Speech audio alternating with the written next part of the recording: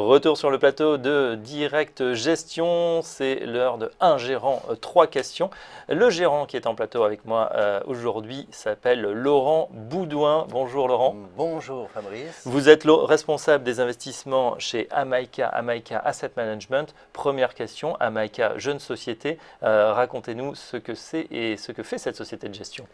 Alors, Amaïka Asset Management est une société de gestion de portefeuille de type entrepreneurial. On est une petite équipe.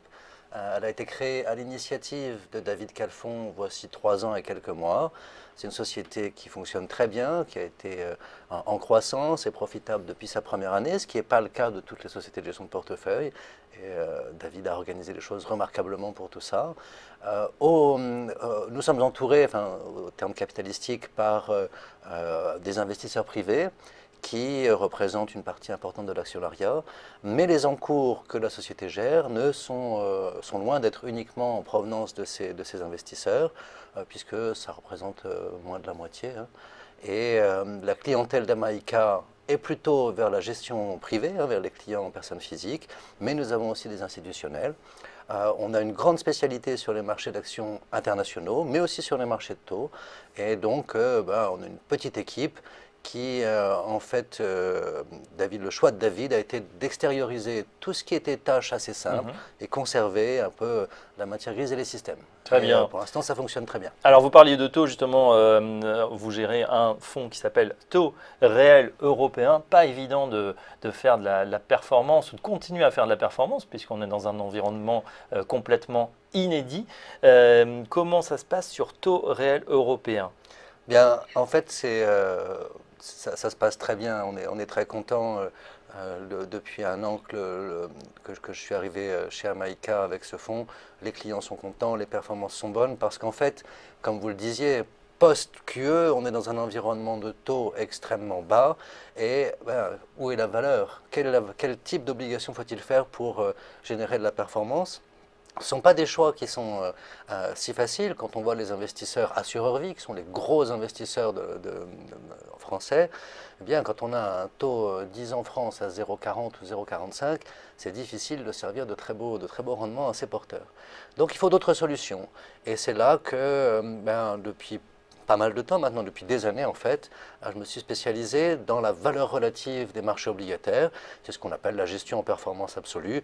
En gros, on a pour objectif de faire une performance supérieure à Eonia plus 250 points de base, et donc en ayant une volatilité qui est de l'ordre de 2%. Donc Eonia en ce moment c'est plutôt au tapis. Donc, oui. quand vous dites 250 points de base, en fait l'objectif c'est de dépasser 2,5% voilà. par an. C'est bien parti pour Taux Réel Européen. La performance à date est de 2,15%. Oui, il vous manque quelques points de base pour atteindre l'objectif annuel. Bon, on ne peut pas annualiser. La faute au marché, évidemment, il reste quand même 8 mois. Quelle va être justement votre stratégie, vos convictions pour la suite sur ces marchés de taux? Alors, Taux Réel, c'est un fonds obligataire, donc flexible, qui peut aller de -2 à +8 en exposition au marché. C'est un fonds qui est label ISR, parce que les investisseurs institutionnels aiment bien toute cette approche-là, et je dois avouer que ça investissement socialement responsable. Voilà, ça nous apporte beaucoup en gestion, ça nous évite de mauvais choix, notamment. Et en fait, ce fonds est géré de manière fondamentale, c'est-à-dire qu'on a au cœur de tout ça une très bonne connaissance de la macroéconomie.